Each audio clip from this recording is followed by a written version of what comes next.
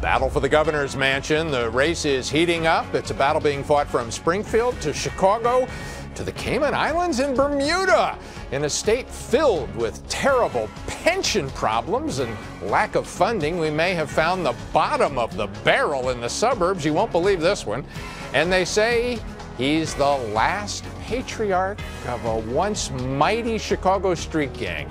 What does this week's big gang bust mean for the streets of Chicago and the safety of our people? This is Fox 32 Sunday. Good morning. Welcome to the show. I'm political editor Mike Flannery. Our first guest is Greg Hinz. He's the blogger and political reporter for Crain Chicago Business, a man who's been covering politics here one way or another for the better part of 4 decades or longer. I guess we don't have to go into No, we don't. all just exactly how long. So tell me.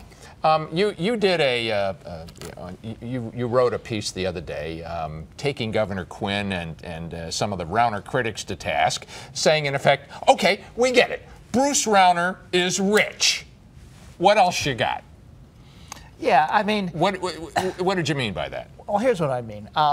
I think it's fair to talk about how Rauner raised his money, because there's some increasing questions been raised about nursing home connections. There was one in the papers the last couple of days about a company in New York that whose CEO was indicted for cheating investor stock folks. Rauner was involved in picking him. There are questions about the way he's done business, and yeah. Rauner has made his business career the emblem of the way he says he's going to run the state of Illinois. So I think that's fair. And I think it's fair to ask, can a rich guy really sympathize and walk in the shoes of other people when he's clearly preparing to cut the heck out of the state budget if he gets elected? Will he understand, given the amount of money he's worth? But just to call him rich for rich's sake, so what? I want to know. It worked to a degree on Mitt Romney, and they're now referring to this guy as Mitt Rauner. And it worked with Romney because Romney had some stuff in his past. Goes back to what I was saying about how he raised money. He raised money by taking over companies and firing a bunch of people, which is not what you want to do if you're president. Now, you're one of the smartest guys who covers this stuff day in, day out. You don't get caught up in the silly games these two campaigns are playing, and I've never seen more silly games, by the way. Have you? No. I mean, and the level of the silliness that has stuff. So let's focus here on the big picture. Let's take a look at just consider everything we know about Bruce Rauner's business career so far. I have some worries. I think there are some red flags. What are the ones you see? What I see is a guy who is pretty good at raising money and making money by buying, combining, slicing and dicing companies in a form to make them more profitable, but that's not necessarily the skill set you want to run a state of Illinois, which is in the business not of making money, but of serving people. Okay, and one of the big red flags that I see, frankly, is he said that when one of the most notoriously corrupt people in the state of Illinois was being a man named Stuart Levine, who was on the board at the teacher retirement system, when part of his corporate empire was employing Levine.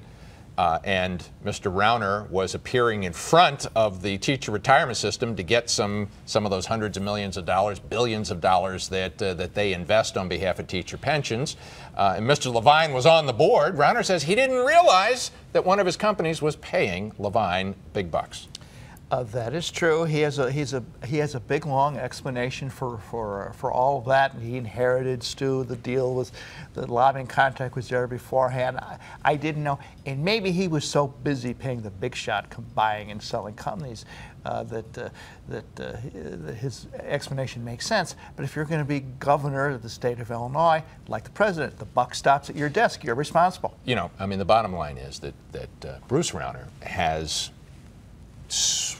been swimming effortlessly, or maybe that's not fair, but he's been swimming through the murky waters in Springfield and Chicago politics for decades, and he knows how the game is played. He knows how the dirty game is played. So I called his campaign, and I asked if there should be if we should tighten up some of these, you can call them loopholes, rules. Should we tighten up some of the rules, especially around the way that this pension money is parceled out? Should companies who want that pension money, should they be required to seek out the Stu Levines, the conflicts of interest. Here's the statement that I got, the campaign spokesman said that Bruce favors greater transparency. Private equity firms, if they are aware of conflicts of interest, should disclose them.